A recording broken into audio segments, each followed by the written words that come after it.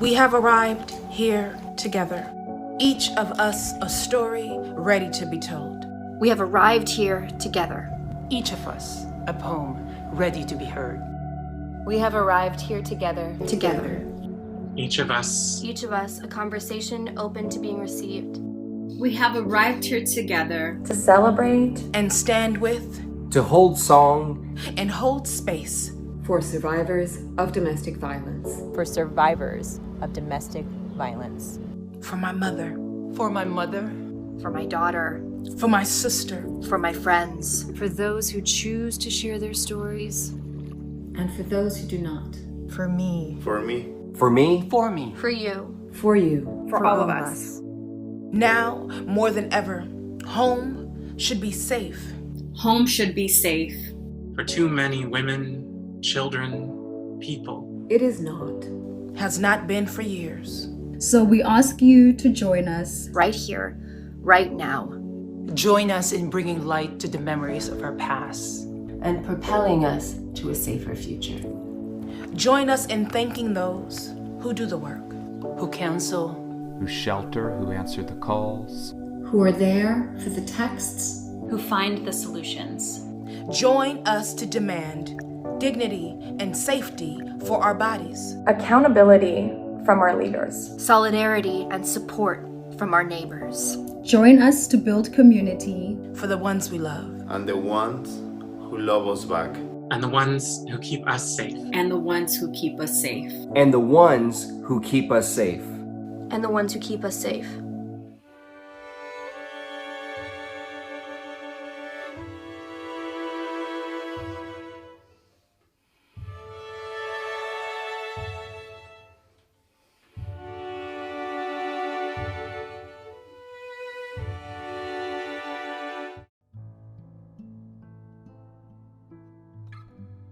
My experience with domestic violence was me as a young boy witnessing my mother's boyfriend at the time, becoming incredibly abusive. I witnessed this, unfortunately, on many occasions where he, on a night of drinking or something that triggered him, decided to take it out on my mother. And my job was very clearly to pick up the phone, dial 3 numbers, and go hide in the closet and wait till the authorities arrived. My mother, of course, early on would not press charges. I think it was a level of fear of what he potentially would do, because there were multiple occasions when he would say to her that he would come back and he would kill her. After witnessing this so much, I went to stop him and asked him to please stop hitting, Mom, and he turned around and he hit me. Looking to my mother as the one that is there to protect me, that was really hard.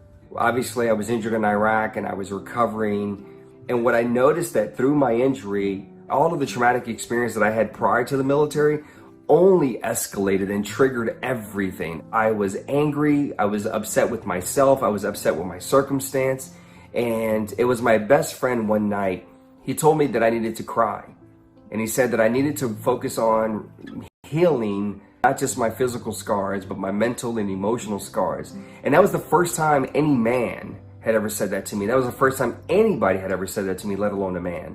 These are the cycles that you need to break in your life if you want a different outcome. And to all the men out there, one of the biggest things that I would tell you is there are a lot of stigmas and stereotypes associated with us actually speaking out on either behalf of the individuals that are suffering at the hands of other abusers, or whether we ourselves are the ones that have been abused. We have to be willing to actually speak up. We have to be willing to say, maybe I'm actually the abuser. Maybe I'm the one that actually did something. What can I do differently in my life so I actually don't engage in that same behavior? I'm okay with saying, hey, listen, I've had moments in my life where I didn't have the right tools and the resources to deal with a lot of my emotion.